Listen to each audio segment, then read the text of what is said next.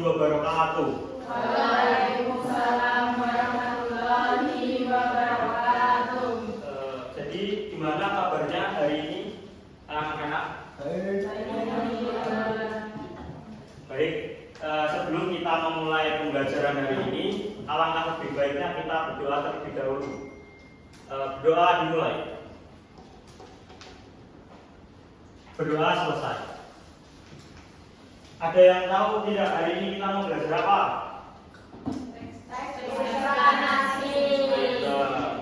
Jadi hari ini kita akan belajar mengenai gagasan utama teks eksplanasi.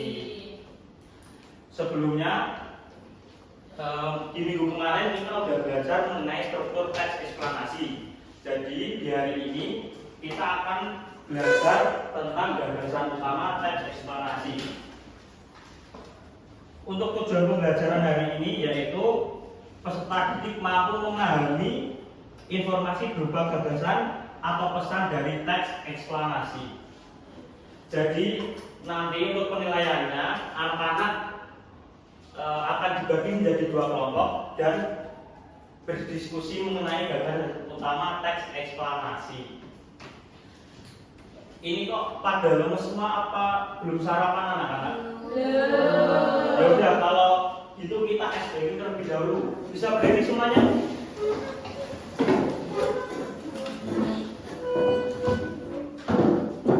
Nanti kalau Bapak bilang tepuk satu ya. Kalau dua, tepuk dua. Kalau nggak bilang ada tepuknya, nggak boleh tepuk. Jadi misal dua kan nggak ada tepuknya. Tepuk satu, dua. Oh, kok nggak ada yang nggak fokus? Tepuk satu, tepuk dua, satu. Waduh. Ya udah, itu tepuk tangan buat kita semua.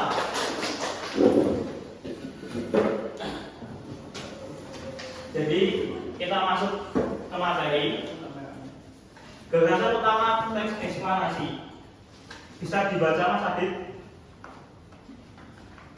Teks eksplanasi adalah jenis teks yang bertujuan untuk menjelaskan proses terjadinya suatu fenomena, baik fenomena alam maupun sosial.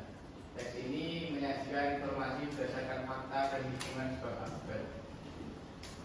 Jadi seperti yang dibaca Mas Adit tadi, teks eksplanasi itu menjelaskan tentang proses terjadinya suatu fenomena. Selanjutnya bisa dibaca Mbak Delia.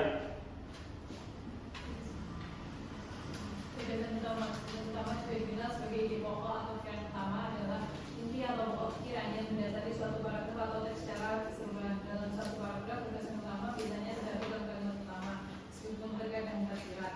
Dalam teks secara keseluruhan, gagasan utama adalah pesan atau informasi sentral yang ingin disampaikan penulis.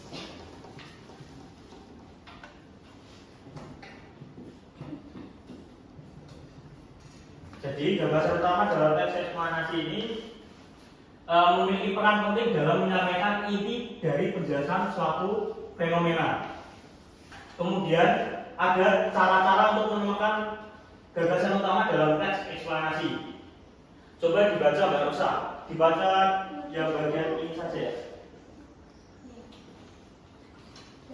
Kita dapat melakukan beberapa langkah. Yang pertama yaitu membaca dengan seksama, yang kedua mengidentifikasi topik, dan yang ketiga mencari kalimat utama untuk gagasan utama paragraf. Lagi Mbak Rosa. Yang keempat merangkum inti penjelasan untuk gagasan utama teks. Yang kelima memperhatikan tujuan penulis. Jadi untuk menemukan gagasan utama kita itu bisa melakukan berbagai cara. Yang pertama yaitu membaca dengan seksama, yang kedua mengidentifikasi topik, yang ketiga mencari kalimat utama. Untuk membaca dengan seksama, pahami keseluruhan isi teks. Yang kedua yaitu tentukan topik atau fenomena utama yang dibahas dalam teks. Ketiga biasanya terletak di awal atau akhir paragraf. Jadi gagasan utama biasanya terdapat di awal ataupun akhir teks. Kemudian yang keempat, merangkum inti penjelasan. Setelah memahami setiap bagian penjelasan, rangkum inti dari seluruh proses atau alasan terjadi fenomena tersebut dalam satu atau dua kalimat. Jadi gagasan utama itu tidak berbelit-belit dalam penulisan kalimatnya, hanya terdiri dari satu atau dua kalimat. Yang terakhir, memperhatikan tujuan penulis. Tujuan teks eksplanasi adalah untuk menjelaskan proses terjadinya sesuatu. Gagasan utama teks akan mencerminkan tujuan ini.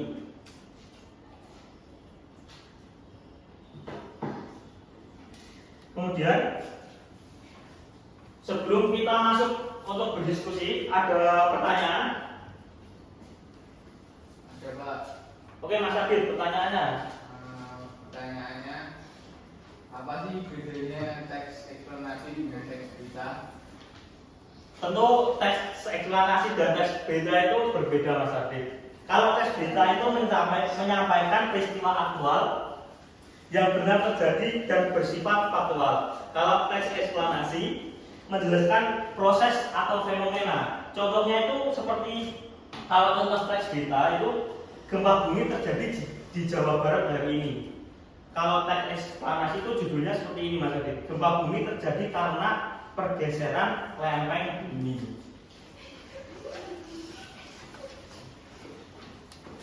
Selanjutnya, Bapak ada video bisa disimak anak-anak.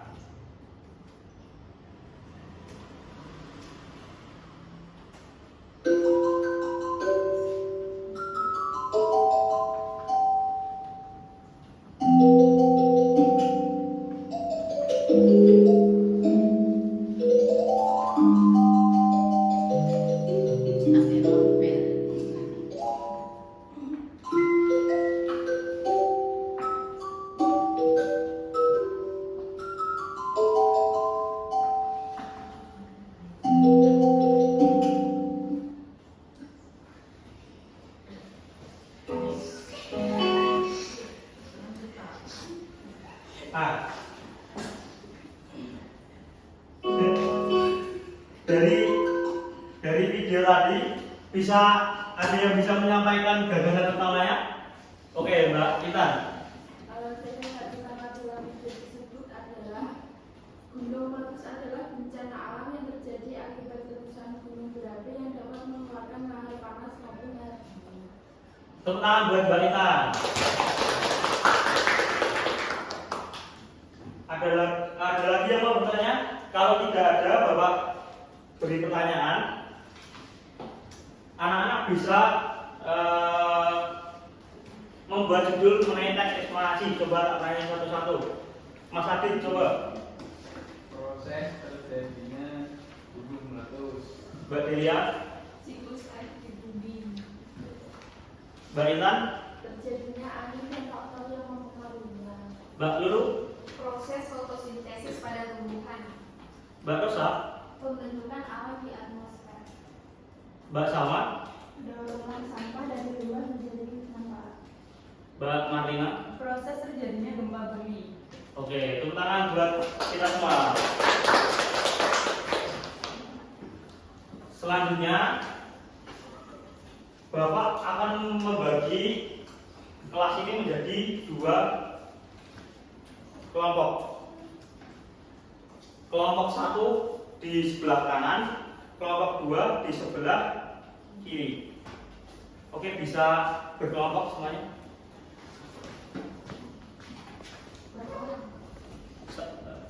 Ini berarti 1, 2, 3, 4, 1, 2, 3, 4, 5. Bapak beri soal.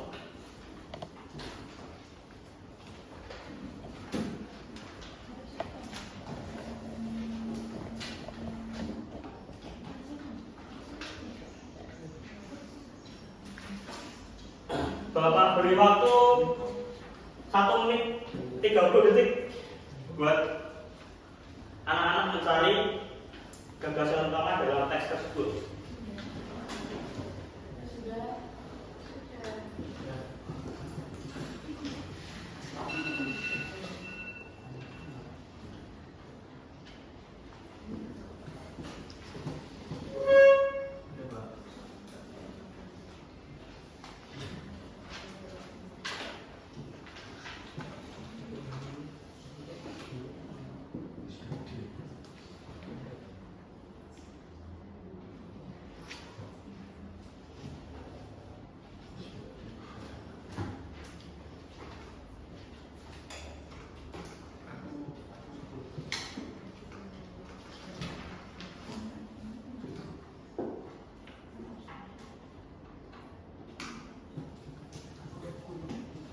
mungkin cukup.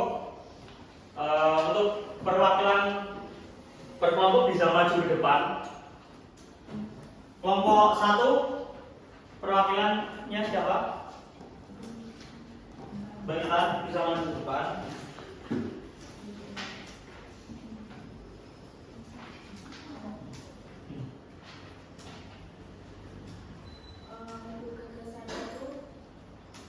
Bisa dibaca dulu saja. Proses terjadinya hujan merupakan salah satu bentuk presipitasi yang terjadi karena adanya proses kondensasi uap air atmosfer. Proses ini diawali dengan penguapan air dari permukaan bumi seperti laut, danau, dan sungai akibat panas matahari. Uap air tersebut naik ke atmosfer dan berubah menjadi awan melalui proses kondensasi. Ketika awan mencapai titik jenuh, butiran air dalam awan akan bergabung dan menjadi lebih berat. Akhirnya butiran air tersebut jatuh ke bumi sebagai hujan. Gagasannya, gagasan utama dari teks tersebut adalah penjelasan tentang tahapan atau proses terjadinya hujan yang dimulai dari penguapan air, pembentukan awan, hingga turunnya hujan ke permukaan bumi. Tepuk tangan buat Mbak Intan. Selanjutnya kelompok 2 perwakilan Mbak Indra. Pembentukan pelangi terjadi karena pembiasaan pengumpulan cahaya matahari oleh tetesan air hujan di atmosfer. Ketika cahaya matahari mengenai tetesan air, cahaya tersebut dibiasakan dan dipantulkan ke arah yang berbeda-beda. Proses ini memecahkan cahaya putih menjadikan spektrum warna yang berbeda seperti merah, jingga, kuning, hijau, biru, nila, dan ungu. Akibatnya kita bisa melihat pelangi dengan urutan warna tersebut. Biasanya setelah hujan, saat matahari bersinar dari arah tertentu. Gagasan utama dari teks tersebut adalah menjelaskan tentang proses terbentuknya pelangi yang terjadi akibat pembiasaan atau pemantulan cahaya matahari oleh tetesan air hujan di atmosfer. Tepuk tangan buat Mbak Mega. Alhamdulillah, mungkin cukup diskusi kita hari ini. Sebelum nanti Bapak tutup, jadi kesimpulan yang kita dapat pada pembelajaran hari ini yaitu kita dapat mempelajari dan mengetahui bagaimana cara untuk menemukan gagasan utama dalam teks eksplanasi. Kemudian Bapak juga mempunyai tugas untuk menganalisis gagasan utama dalam video YouTube. Nanti link video YouTube-nya Bapak kirim melalui WhatsApp group dan dikumpulkan pada minggu depan. Sebelum Bapak tutup pembelajaran hari ini, Bapak mempunyai kata-kata motivasi buat anak-anak. Hiduplah seolah-olah kamu akan mati besok. Belajarlah seolah kamu akan hidup selamanya. Sebelum kita tutup pembelajaran hari ini, tepuk tangan buat kita semua.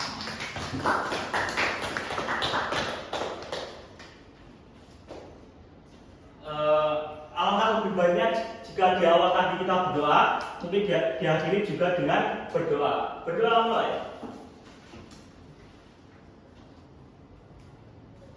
Berdoa selesai. Sekian dari Bapak. Wassalamualaikum warahmatullahi wabarakatuh.